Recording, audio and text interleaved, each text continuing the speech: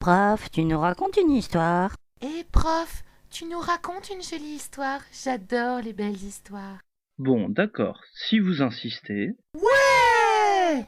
Épisode 1, le chocolat. Oh, c'est bon ça! Commence pas. Je n'ai pas commencé et tu es déjà lourd. Ça promet. Avant le chocolat, il y a le cacao. Originaire des forêts tropicales de l'Amérique centrale, le cacaoyer était cultivé par les Aztèques et par les Mayas. L'abeille. Non. Le mot chocolat proviendrait du nahuatl. De toutes les matières, c'est Nawal qui préfère. Da, da, da, da, da. Bon, tu vas te taire maintenant? Reprenons. Le mot chocolat proviendrait du nahuatl. Le terme lui-même, chocolatl, serait une combinaison des mots chocoli, signifiant acide, et atl. Un de tes souhaits. Fais gaffe, toi, fais gaffe. Ok. Atl, qui veut dire eau. Les Mayas employaient le cacao comme nourriture, comme breuvage et même comme monnaie.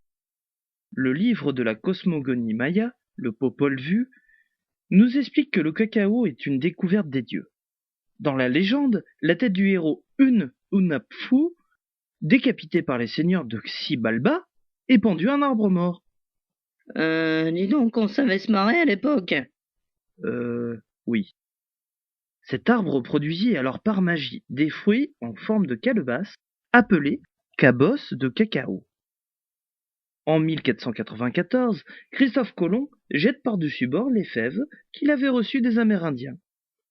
Il semblerait qu'il les aurait prises pour des crottes de chèvre. Oh, le boulet. Ce n'est qu'en juillet 1502, sur l'île de Guanaja, qu'il découvre pour la première fois la boisson chocolatée. Il n'en comprend pas l'importance. Oh, le boulet. Ouais, j'en connais d'autres. Ce n'est qu'à partir de la conquête des Aztèques par les Espagnols que le chocolat est importé en Europe, plus exactement à la cour du roi d'Espagne. Hernán Cortés, le spécialiste de l'Aztèque caché, est le premier en 1528 à ramener auprès de ses majestés la boisson ainsi que ses secrets de fabrication.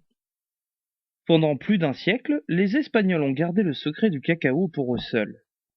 Préparé dans des monastères, le chocolat est très cher. Il devient un produit royal, lourdement taxé et donc hors de prix. En France, il semble que l'usage du chocolat remonte au mariage d'Anne d'Autriche avec Louis XIII en 1615. Il convient, pour mieux comprendre, de préciser que malgré son nom, Anne d'Autriche était la fille de Philippe III, le roi d'Espagne. On sait aussi qu'en 1609, les Juifs chassés d'Espagne arrivent à Bayonne et vont faire de la ville le principal centre de production française. Toutes les conditions étaient alors réunies pour que les Français découvrent à leur tour les délices du cacao. Si j'ai bien compris, mes tablettes de chocolat, elles sont arrivées par l'Espagne alors. Pas exactement. Que ce soit en Amérique centrale ou en Espagne, le chocolat n'est pas consommé tel que nous le connaissons.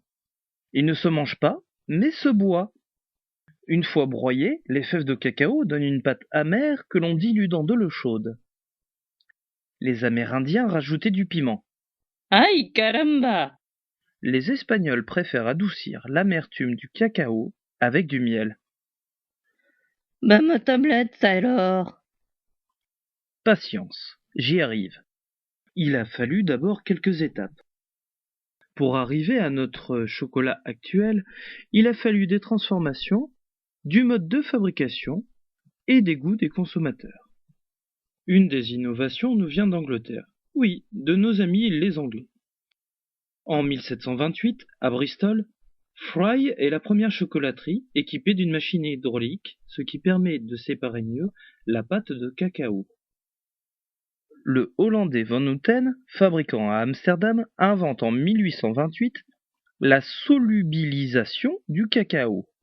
Il dépose le premier brevet de chocolat en poudre qu'il vient d'inventer. Son procédé permet de séparer poudre de cacao et d'extraire le beurre de cacao nécessaire à notre chocolat actuel. 1847. Retournons en Angleterre dans la chocolaterie Fry. Les enfants du fondateur, Joseph, Francis et Richard Fry, découvrent un moyen de se démarquer de leurs concurrents. En mélangeant du beurre de cacao, du chocolat en poudre, oui, celui de Van Houten, et du sucre, on obtient une pâte molle qu'il est possible de verser dans des moules. Il est ainsi possible d'obtenir un chocolat à croquer. Et notre tablette de chocolat est née. Avant de finir, je vais quand même vous parler de quelques industriels de l'époque. Vous verrez vite que ces noms sont très faciles à retenir puisque vous les connaissez déjà. Ce sont actuellement des marques connues. Ne cherchez pas l'entreprise Fry, elle n'a pas disparu, mais elle a fusionné en 1919 avec l'entreprise Cadbury Brothers. En 1876, Daniel Peter a créé le premier chocolat au lait à l'aide de lait en poudre.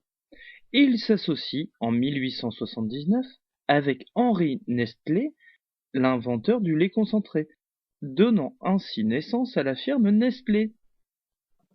La même année, un certain Rodolphe Flint met au point un procédé qui permet de fabriquer des chocolats fondants. 20 ans plus tard, on peut parler de Jean Tobler, qui a l'idée de vendre une certaine barre triangulaire, de Toblerone. Parmi les quelques industriels dont je voulais citer le nom, pensons à Auguste Poulain, qui en 1848 fonde une confiserie-chocolaterie dans les faubourgs de Blois.